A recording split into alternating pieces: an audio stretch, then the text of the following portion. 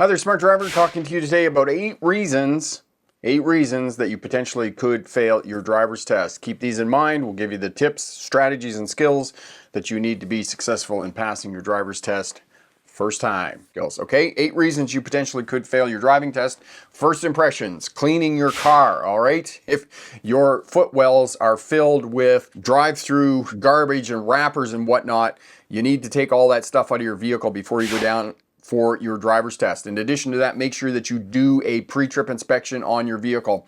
I had a Smart Driver just 2 weeks ago was denied their driver's test owing to the fact that they had a brake light out on their vehicle. And of course, it's like they said, it was a brand new vehicle. It was a 2026 Honda CR-V, and it literally took them 5 minutes to change the bulb in the brake light. But because it wasn't working, they were denied their driver's test. So know that as soon as you show up for your test, the examiner is going to do a mini pre-trip inspection on your vehicle. All right, pass your driver's test first time course package over at the Smart Drive Test website. It's on sale for about $38 US. It will guarantee that you pass your driver's test first time. In addition to that, we also include the Smarter Defensive Driving and the Winter Driving Smart courses to keep you safe after you get your license. So have a look at that. Have a look at to pass your driver's test, unexpected events on a driver's test, and the top 10 most common mistakes. And I've looked at AI. I do this all the time, asking questions, researching. And if you ask AI what the most common mistake is on a driver's test, it says rolling through a stop sign. It's not rolling through a stop sign, because if you're rolling through stop signs when you show up for your driver's test, you're probably not ready for your driver's test. You have to come to a complete stop at stop signs when going on your driver's test. And if you're not sure that the vehicle is stopped, you don't know when the wheels have stopped rolling, when you think the vehicle is stopped, simply go have a quick 1-2 count. 1 and 2, and then proceed. Number 8, the reason number 8 that you will not pass your driver's test is you do not have mastery of the car controls, the steering wheel, the accelerator, and the brake. And for those of you doing your driver's test in Europe, or those of you who are tenacious, robust, and want to do your test in a manual transmission, you don't have good control of the clutch. You're not shifting the gears smoothly. This is what I was talking about previous, about going to a parking lot, working with cones, driving around in circles, backing into parking spaces, doing your 3-point turns. Ensure that you have good control of the car when you're driving, that you know how the brake responds when you step on it, when you press it hard. Know how the accelerator responds when you step on it, how the steering wheel works, and whether you can combine the steering wheel with the brake, and whether you can combine the steering wheel with the accelerator. Get that mastery down and have it down really well. Don't be too hesitant on your driver's test. You're not going to be successful. Yes, you can be too namby-pamby and thinking that you're being cautious. You won't pass your driver's test. Reason number 7, lane positioning. Move to the right lane after turning left. Yes, the examiner will not tell you, and the reason that you need to do this is because you're going to be the slowest vehicle on the roadway. For the purposes of a driver's test, you have to, 25 miles per hour is slow for most of us who drive around at 30 miles per hour in most cities. It's 50 kilometers an hour here in Canada. 25 miles an hour is slow. And in many places, they are reducing speed limits owing to the fact that they're trying to increase pedestrian safety.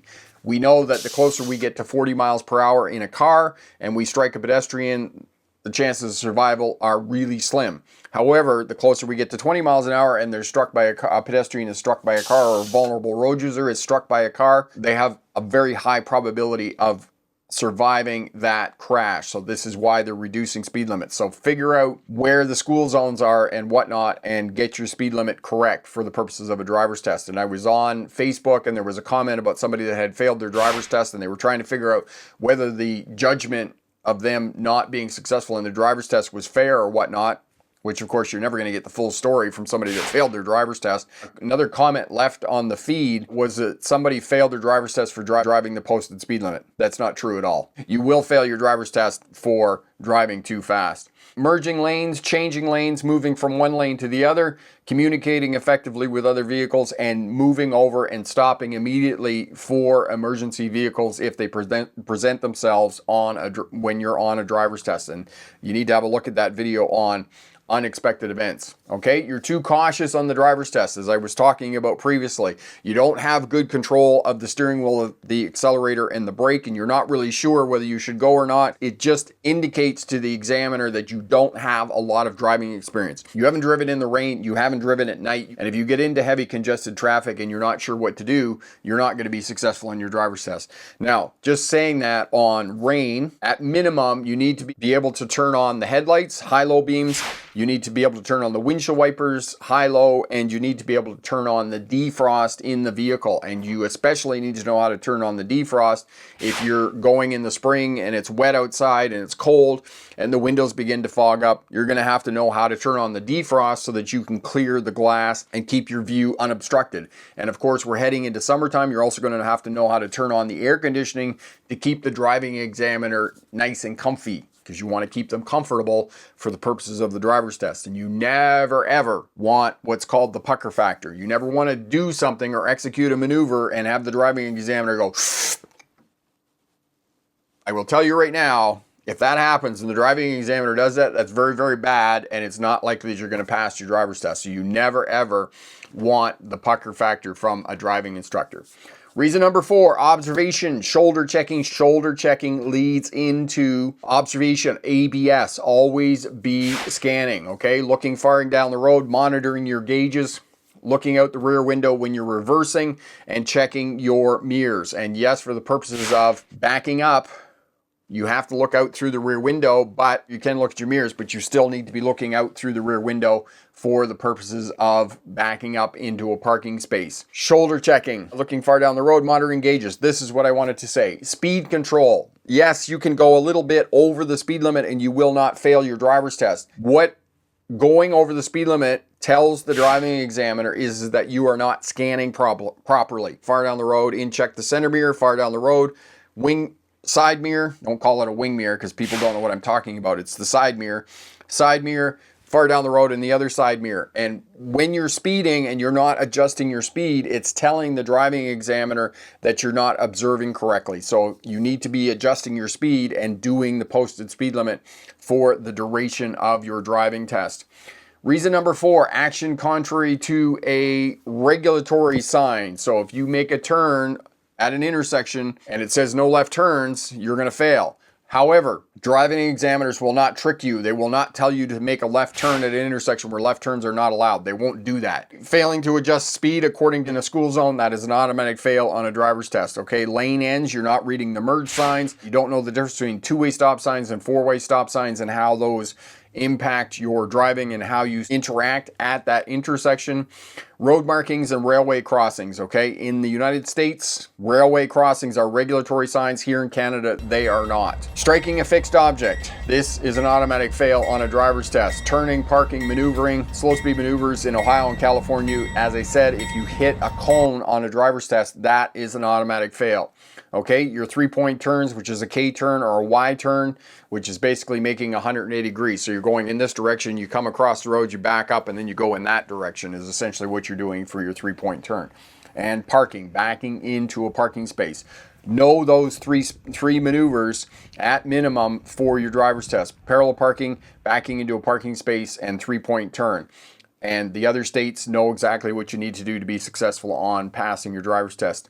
Number 2, dangerous action. You block an intersection. So the traffic is congested, it's backed up on the other side of the intersection. You go into the intersection, you're sitting there, the light turns red. That is an automatic fail on a driver's test. It's considered a dangerous action. Backing up at an intersection, even after you get your driver's license, please don't ever back up at an intersection. Elevator fan said, if the driving examiner intervenes in your driving test, that is an automatic fail on your driver's test. Insufficient gap, your action causes another driver to take evasive action to get out of your way and avoid you. These are all automatic fails and considered dangerous actions on a driver's test. Reason number 1 that you will fail your driver's test, you don't know what's on the driving test. You don't know that parallel parking is done with cones at the test center. You haven't gone into the test center after hours and practiced backing into the parking space or doing the parallel parking in where they do it and they have a cone set up and whatnot. Some test centers will have a little mini course, and this was definitely a thing during COVID when everything was shut down. They had a little mini course that you went in and drove around, a little mini course. Some of them will have that as well. So get a good idea about what is expected of you on the driver's test. And you don't know who to ask, go to a local driving school and book 1 hour with a driving instructor. That will help you to be successful in passing your driver's test. Driving instructors teach people to pass a driver's test every day, and they will help you and ensure that you are successful in passing your driver's test first time. To pass your driver's test, guaranteed that you'll pass first time. The Smarter Defensive Driving and the Winter Driving Smart, both those courses are included over at the Smart Drive Test website. Good luck on your driver's test, and remember, pick the best answer, not necessarily the right answer. Antonio, always loved listening to him. He helped me pass my driving test back in 2014. You've been around as long as I have. Thank you for that, Antonio, for stopping back. That's really great. So happy that you're continuing to be part of the Smart Driver community. Awesome, awesome. Weird. Do I stop before the stop sign because the white line is a little ways after it? No. The stop before the stop sign. No, the stop sign doesn't have anything to do with where you stop at an intersection. At stop signs, the stop line, the big fat white line before that. So as you're coming up to the intersection, you're slowing down. Just as the line rolls out of view under the front of the car, come to a stop. That way you're about 3 feet back behind the line. That's the first place. If that stop line is not there before the sidewalk or crosswalk lines on the roadway, and if those two conditions don't exist, then at the edge of the intersection just before entering the box. Now, there is some minutia about this. And this is why we have crashes and a high number of pedestrian deaths in the United States, because one of the driving examiners pointed out to me, and I looked into the driving handbook for the state of Washington, that if there's no stop line and no crosswalk lines, then you just go ripping up to the edge of the intersection. Well, what happens if there's a sidewalk there and there's a pedestrian that steps out? This is why it's a better rule that you stop behind the stop line, sidewalk or crosswalk, or edge of the intersection. Because if there's no crosswalk lines, but there's a sidewalk and somebody steps out and you're like, oh, there's no crosswalk lines, I don't have to stop until I get to the edge of the intersection, well, it's going to cause grief. And I had something similar happen to me here a couple of weeks ago where I was driving up the back alley here and there's a sidewalk at the end. Well, I got up to the sidewalk and it's the line of sight is obstructed there at the sidewalk. And I looked and I saw pedestrians coming from the right and, screech, come to a screeching halt and let them go past. But, it's better to teach people from the beginning that if there's a crosswalk line or a sidewalk, that it's going to be safer for all traffic, because pedestrians are part of that traffic, right? Because they potentially could cross your path at that intersection. And we come back to the defensive driving technique of MIT, mapping intersections, tracking road users. And where are those road users? Because we map them. Okay, there's pedestrians, there's pedestrians. Are they going to cross where I'm going? And it's potentially, if you have a pedestrian coming from the right and they're on the sidewalk, they could potentially step out in front of you. Arch, my friend, I teach to stop at the pole if there is no stop line. You're in New York, right? I'm going to look that up for you because, stop at the stop pole. Yeah, because it's Arch, I don't think that's right. I would need to look it up in the handbook. But the 3 stopping positions pretty consistently: stop line, before the sidewalk or crosswalk lines, and then at the edge of the intersection if those first two conditions don't exist. But like I said, I'll look it up. But the stop sign has never been one of the stopping places, because I've been in many different places where the stop sign is like way back from the intersection. It's crazy how far back some of them are. One of the places that I'm thinking is in Goderich, Ontario, where I go for summer vacation with some of the stop signs are like 60, 70 feet back from the intersection. Thanks for that, Arch. We'll get together and figure that out, where the stopping positions are. All right. Corey says you must come to a complete stop before the stop line if there is one. If not, you must stop before you enter the crosswalk. If there is no stop line or crosswalk, you must stop before you enter the intersection at the point nearest the intersection that gives you a view.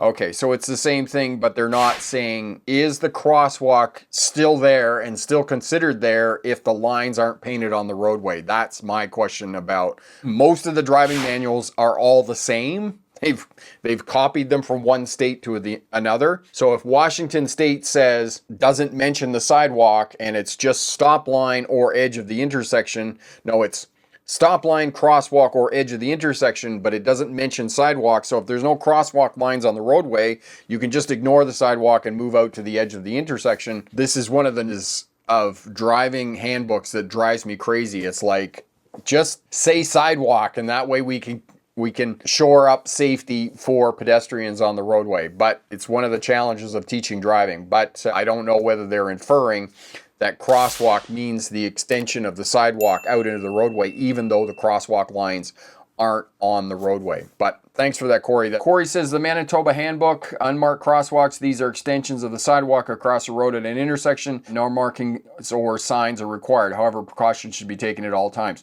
Yes, and that's exactly what I'm talking about. Thank you for that, Corey. In terms of the driver's handbooks in the States, they don't say that. The Canadian handbooks, driver's handbooks, do say that. Unmarked crosswalks. It's the extension from the sidewalk that if there isn't a crosswalk painted, but there is a sidewalk, you got to stop before the sidewalk. American driver's handbooks don't say that. Is it something that needs to be interpreted by driving instructors, or is this something that we need to petition state governments to change that so that we can shore up pedestrian safety at intersections? Elevator fan, if you charge a pedestrian, that is an automatic fail on a driver's test. Elevator fan, it may not be an automatic fail on a driver's test. It kind of depends. However, please don't charge pedestrians. And Corey put up the video that I put up last week was specifically about that topic of how far away from pedestrians that you should be for safety. And as was pointed out by my friend Tim, who's a retired RCMP constable here in British Columbia, that it's in town at 30 miles an hour, it's 3 feet, 1 meter minimum from pedestrians, and the more distance you want between your vehicle and vulnerable road users, VRUs, on the roadway to keep everybody safe. And the reason I'm saying this and the reason that I'm hammering home this point is that pedestrians, VRUs, kids on e-scooters, bicycles, they make up 25% of traffic fatalities in high-income countries. It's almost disturbing that they make up 1/4 of traffic deaths. So we need to keep them safe by creating space between our vehicle and vulnerable road users on the roadway. Weird, gotcha also for the parallel parking as long as I don't hit the cones. Would I still pass even if I'm like over a foot from the curb, not trying to ace the test, just pass, won't use it after that. Yeah, parallel parking, as you know, it's usually 18 inches. You need to be within 18 inches from the curb, which is, I don't know, that far? That far? Can we see? There we go. 18 inches, about that far. That's, yeah, about 18 inches. So it's 1.5 feet. It's quite a distance. So yeah, just practice and you'll be able to get it. As long as you get it into the space, you know, if you get a couple of points, don't try and readjust it, because some people will get into parallel parking, they'll get into the space and they'll make it worse. And you're only allowed one pull-up on a parallel park before the examiners start to deduct points from you. So keep that in mind when you're parallel parking. So most of the time it's just a matter of just get it into the space, take what deductions you need and whatnot. And it's the same thing. Corey will put up the video for you on the driving test that I did with Big Mac Sam there in the Bronx.